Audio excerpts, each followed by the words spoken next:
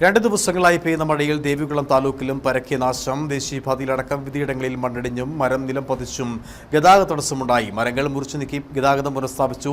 ദേശീയപാതയിൽ കരടിപ്പാറ വഴിയുള്ള ഗതാഗതത്തിന് നിയന്ത്രണമുണ്ട്. കല്ലാർകുട്ടി അണക്കെട്ടിന്റെ തുറന്ന ഷട്ടറുകൾ കൂടുതൽ ഉയർത്തി വെള്ളം പുറത്തേക്ക് ഒഴുക്കുകയാണ്. താലൂക്കിലെ ഉൾഗ്രാമങ്ങളിൽ വൈദ്യുതി ബന്ധവും താറുമാറാണ്. മൂന്നാറിൽ ദുരിതാശ്വാസ ക്യാമ്പും തുറന്നു.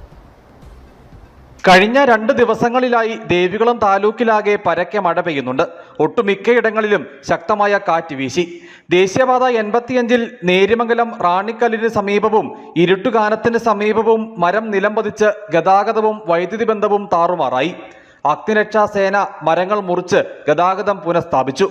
മൂന്നാർ മറയൂർ റോഡിൽ എസ് വളവിന് സമീപം 8-ാം മൈലിലും മൂന്നാർ വട്ടവട റോഡിൽ എല്ലപ്പെട്ടിയിലും മരം വീണും മണ്ണിടിഞ്ഞും യാത്രാ തടസ്സമുണ്ടായി.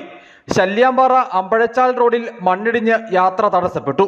അടിമാലി രാജാക്കാട് റോഡിൽ പൊന്മുടിക്ക് സമീപം മരം വീണും ആനച്ചാൽ ആഡിറ്റ് ഭാഗത്ത് റോഡിൽ വൈദ്യുതി പോസ്റ്റ് ഒടിഞ്ഞു വീണും യാത്രാ തടസ്സമുണ്ടായി. കല്ലാറുകുട്ടി ഡാമിന് സമീപവും മരം വീണ് ഗതാഗതം തടസ്സപ്പെട്ടു. കല്ലാർ മാങ്കുളം റോഡിൽ പീച്ചാടിന് സമീപവും മരം വീണ് യാത്രാ തടസ്സമുണ്ടായി. ദേശീയപാതയിൽ നവീകരണ ജോലികളുടെ ഭാഗമായി മണ്ണ് നീക്കിയ പല ഭാഗങ്ങളിലും മണ്ണിടിച്ചിൽ ഭീഷണി നിലനിൽക്കുന്നുണ്ട്. കരടിപ്പാറയ്ക്ക് സമീപം പാതയോരം ഇടിഞ്ഞ് അപകടാവസ്ഥയിലായതിനാൽ ഇതുവഴിയുള്ള യാത്രയ്ക്ക് നിയന്ത്രണമുണ്ട്. വാഹനങ്ങൾ ഇരുട്ടുകാനം ആനച്ചാൽ 2-ാം മൈൽ വഴി സഞ്ചരിക്കണം. താലൂക്കിലെ ഉൾഗ്രാമങ്ങളിൽ വൈദ്യുതി ബന്ധം താറുമാറാണ്. കല്ലാർകുട്ടി അണക്കെട്ടിന്റെ തുറന്ന ഷട്ടറുകൾ കൂടുതൽ ഉയർത്തി വെള്ളം പുറത്തേക്കൊഴുക്കുന്നുണ്ട്. പുഴകളിലും മറ്റണക്കെട്ടുകളിലും ജലനിരപ്പ് ഉയർന്നു.